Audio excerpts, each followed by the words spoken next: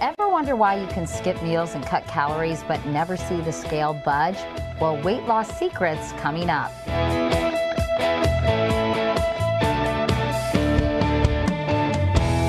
It's easy to blame yourself for a lack of willpower when you are not winning the battle of the bulge, but the secret could be in balancing your hormones.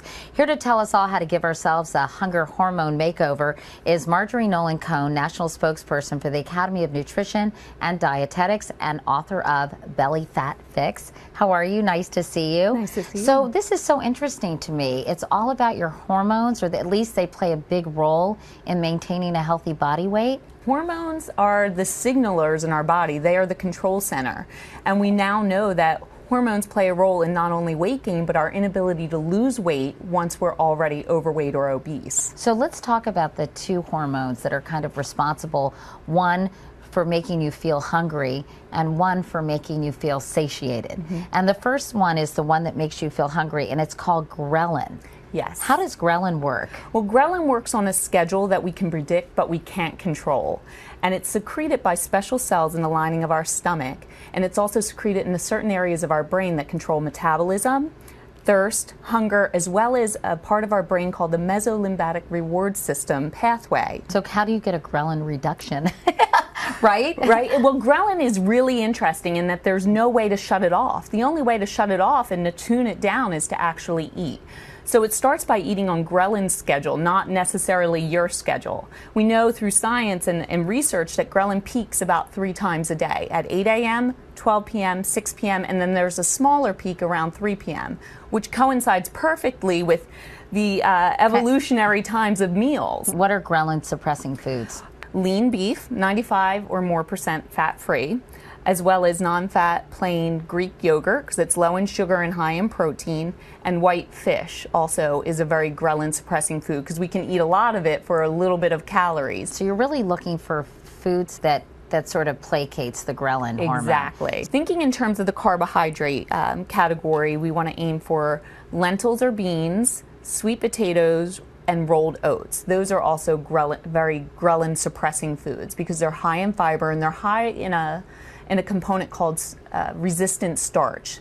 Resistant starch is something that we're just starting to recognize in the food industry, and it's a starch, but it functions like fiber in that it slows down digestion and helps us feel full longer. And those are just some of the really highly ghrelin suppressing foods. All right, let's talk about leptin. Now, leptin is the hormone that tells you, thanks, I'm full. Actually, leptin is produced in our fat cells. And when someone is at a healthy weight, their ghrelin and leptin is balanced perfectly. Think of a seesaw that's straight across. What happens when someone gains weight and becomes overweight, they have a lot of fat cells, right? So naturally you would think, well, if I have a lot of fat cells, they're producing a lot of leptin and therefore I should always feel full. The problem is when we become overweight, our body actually becomes leptin resistant. Okay, so you say that you can actually reset your ghrelin, which is that hunger hormone, and lose weight in even 3 days. How do you reset it? Well, it starts by eating on ghrelin schedule. It's also really important to drink enough water. We're always preaching drink more water when you're trying to lose weight. Well, thirst and hunger are easily confused. We also want to make sure that we're eating those ghrelin suppressing foods.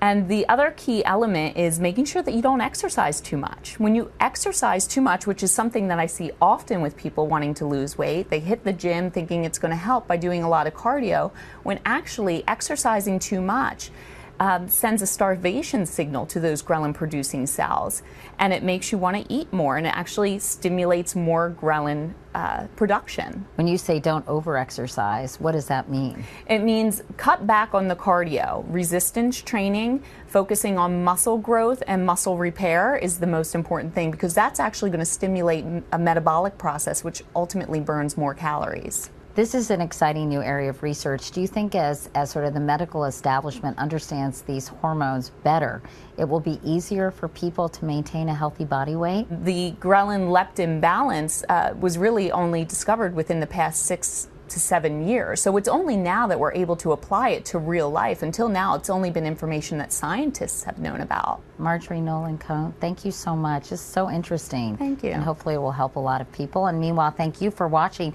You can see all the episodes of Katie's Take on abcnews.com and Yahoo, and learn more about my show at katiecouric.com. We'll see you next time.